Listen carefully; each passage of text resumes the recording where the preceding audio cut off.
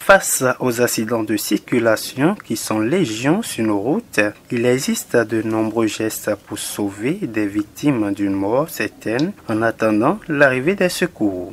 Des gestes banals, certes, mais inconnus du grand public. Cette formation de l'ONG Change Global World sur les gestes qui sauvent vient corriger le tir.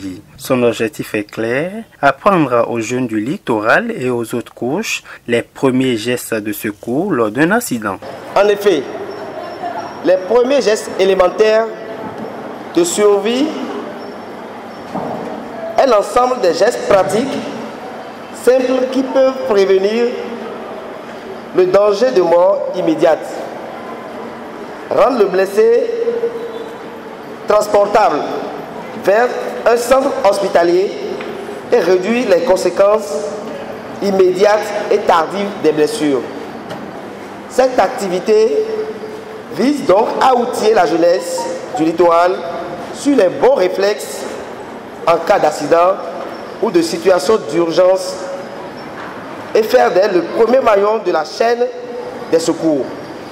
La vie humaine est sacrée et doit être préservée à tout prix. Et pour y arriver, chaque individu doit apporter sa contribution. D'où la reconnaissance du chef du 13e arrondissement de Cotonou qui salue la pertinence de cette formation. Chacun de nous doit savoir qu'il doit être au secours de l'un et de l'autre, ce que nous ne constatons pas. Souvent, il y a un phénomène à travers notre pays, à travers le monde, qui est devenu une actualité. Lorsque le prochain se trouve dans un danger, nous n'arrivons pas à le secourir, mais nous prenons le temps de pouvoir filmer et de partager sur les réseaux sociaux. Donc je remercie les initiateurs pour nous permettre d'avoir un peu de système où, lorsque nous nous retrouvons dans cette situation, comment chercher d'abord à secourir ceux qui sont en danger. Avec pour parrain Samoussi Edouard Dambi, ministre de l'Énergie, de l'eau et des mines, qui s'est fait représenter, cette formation est aussi une invitation à une prise de conscience collective, non seulement à l'endroit des jeunes, mais aussi chez toutes les couches de la société. C'est une question dont nous devons chaque jour discuter. Parce qu'au fur et à mesure que notre pays aussi grandit, la circulation s'actualise et interpelle de nouvelles méthodes de régulation qui parfois ne sont pas comprises de tous, ou parfois quand nous quittons nos petits villages, nous venons en ville, la manière de circuler dans ces contrées ne sont pas les mêmes que dans les grandes villes, ce qui embrouille parfois beaucoup de personnes.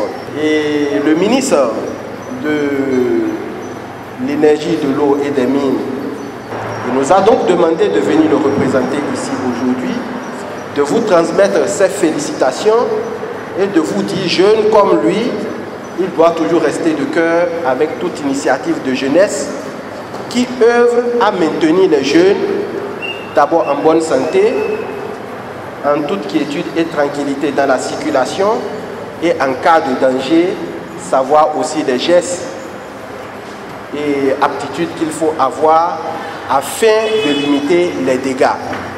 Et pour justement atteindre son objectif, l'ONG Change Global World a fait dérouler 3 différentes communications avec pour thème « Comportement civique à avoir dans la circulation »,« Comment assister une victime d'accident de la circulation », sens et portée du rôle des sapeurs-pompiers dans la communauté, respectivement animés par la police républicaine, la Croix-Rouge et les sapeurs-pompiers.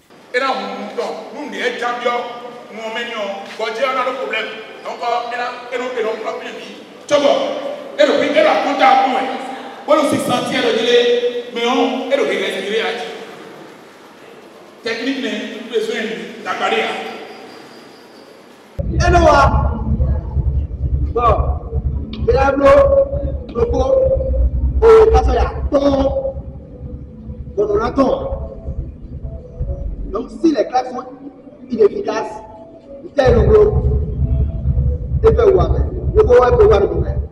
donc,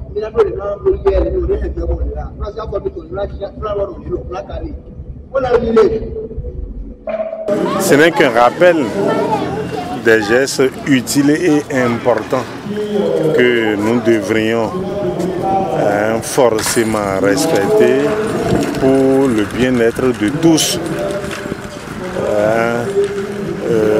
Nous avons étayé nos argumentaires par des exemples précis, notamment les feux tricolores dans la circulation et au carrefour. Nous avons également parlé du rôle du fonctionnaire de police au carrefour lorsque les feux sont en panne ou même s'ils ne sont pas en panne. J'ai présenté la conduite à tenir en présence d'un accidenté. Il faut retenir seulement qu'à la Croix-Rouge, on ne fait que le pas. On ne fait rien sans le pas. Le pas qui est protégé, le A alerté et le S qui est secourir. Donc nous disons comme slogan, sans pas, on ne va pas vers le pas. C'est une bonne formation à l'endroit des jeunes, surtout qui sont en vacances là, connaître les gestes qui sauvent pour que dans chaque communauté, on puisse avoir un individu ou bien quelqu'un qui connaît des gestes qui sauvent avant l'arrivée des secours spécialisés. Il y a eu un accident par exemple, quelqu'un tombe par terre par exemple, si je viens au moins je vais le secourir, appeler les sapeurs-pompiers, s'il y a un hôpital à côté, je vais rapidement et je secours rapidement avant que les sapeurs-pompiers.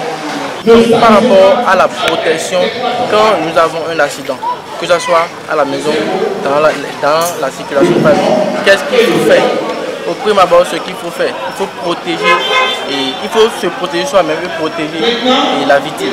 Après avoir protégé soi-même, protéger la victime, il faut alerter soit l'ambulance ou les sapeurs-pompiers. Cette formation s'est soldée par la remise des attestations aux participants qui souhaitent approfondir leurs connaissances dans le domaine des gestes qui sauvent avec Lionel Odoulami, président de l'ONG Change Global World et toute son équipe.